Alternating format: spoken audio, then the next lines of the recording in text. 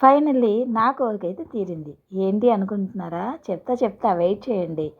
ఎక్కడికి వెళ్తున్నాను అనుకుంటున్నారా? నేనైతే ఒక అమ్మవారి టెంపుల్‌కైతే వెళ్తున్నాను. ఈ అమ్మవారి టెంపుల్ మానసాదేవి నాగశక్తి అమ్మవారి టెంపుల్.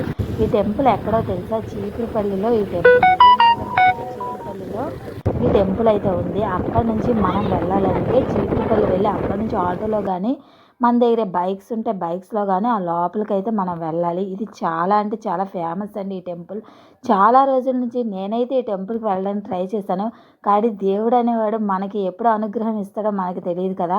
ఆ అనుగ్రహం ఇచ్చినప్పుడు మనమే ఖచ్చితంగా దేవుడు మనల్ని రప్పిస్తాడు అని మనకు ఒక నమ్మకం కదా. ఆ నమ్మకమే ఈరోజైతే నిజమైంది. ఇంకా టెంపుల్కి అయితే వచ్చేసామండి. చాలా అంటే చాలా బాగుంది ఈ టెంపుల్. ఈ టెంపుల్ అయితే రామలింగాపురం పుర్రేయవలస గ్రామం అనే గ్రామంలో ఉంది. చూడండి ఎంత పెద్ద టెంపులో. నిజంగా అక్కడ అమ్మవారు చూసారా పైన శక్తిగా ఎలా ఉన్నారో చాలా బాగుంది కదా.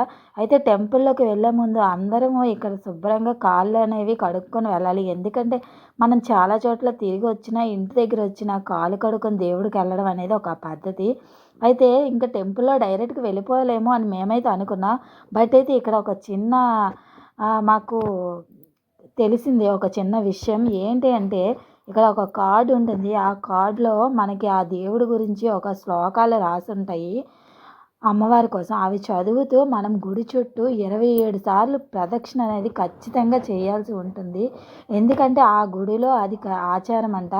ప్రతి ఒక్కరూ ఆ గుడికి వెళ్ళినప్పుడు ఖచ్చితంగా 27 సార్లు మనసులోని కోరికలు కోరుకొని 27 సార్లు ఖచ్చితంగా ప్రదక్షిణ చేయాలండి.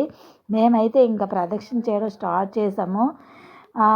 మొదట్లో కొంచెం అలా తిరుగుతూ ఉన్నా ఇంకా అలా అలా కాళ్ళు నొప్పులుగా కొంచెం అనిపిస్తాయి కదా. ఇంకా మా అమ్మాయికైతే మొదటంతా చేయలేకపోయినా కూడా ఇంకా హుషారొచ్చింది. పిల్లల సంగతి తెలిసిందే కదా.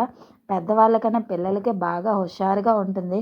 ఇంకా ఒక నెంబర్ టిక్ పెట్టుకున్నామని తను హుషారుగా మాకన్నా ముందే వెళ్ళిపోయింది. ఇంకా మొత్తానికైతే ఎలా ఒకలాగా అయితే కంప్లీట్ చేసాము. తను చూడండి ఎంత ఆనందంగా సరదాగా ఫీల్ అవుతుందో. ఆకలి కూడా మర్చిపోయారండి. మార్నింగ్ నుంచి ఏమి తినకుండా మేమైతే టెంపుల్కి వచ్చాము. పాపం పిల్లలు కూడా తినలేదు. అయితే వాళ్ళైతే ఈ ప్రదక్షిణల పేరుతో ఇంకా వాళ్ళ ఆకలి కూడా మర్చిపోయి సరదాగా ఇంకా టెంపుల్ చుట్టూ అయితే మేమైతే ఇంకా 27 టైమ్స్ అయితే టెంపుల్ చుట్టూ ప్రదక్షిణస్ అయితే మావి అయిపోయాయి. ఫైనల్లీ ఇంకా ప్రదక్షిణలు అయితే కంప్లీట్ అయితే అయిపోయాయండి. ఇంకా మా అమ్మాయి అయితే ఇంకా ప్రదక్షిణలు అయిపోతున్నాయి అనుకొని తెగ తిరిగేస్తుంది ఫాస్ట్‌గా. ఇంకా ప్రదక్షిణలు అయిపోయాయి కదా. ఇంకా దేవుడి దగ్గరికి దర్శనంకి వెళ్దామని ఇంకా కొబ్బరికాయ కొడదాం అనుకొని రెడీ చేసాము. ఇంకా మా అబ్బాయి అయితే నేనే కొడతాను అనగానే ఇంక తప్పదు కదా. పిల్లలు మన మాట వినరు. వాళ్ళకి నచ్చిందే చేస్తారు. వాళ్ళకి పూజలు ఇంట్రెస్ట్ అయినప్పుడు మనం ఇంక వదిలేయడం better.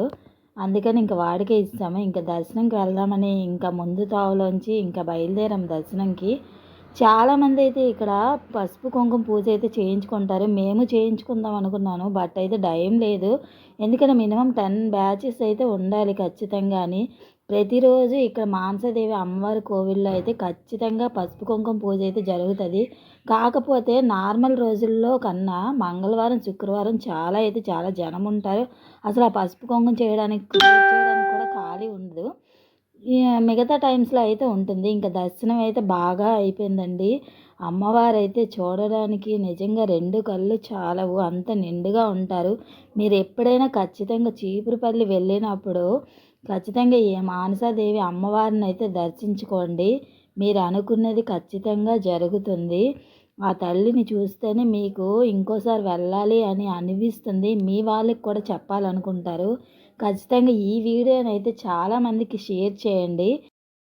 Thanks for watching. Bye అందరికీ. బాయ్.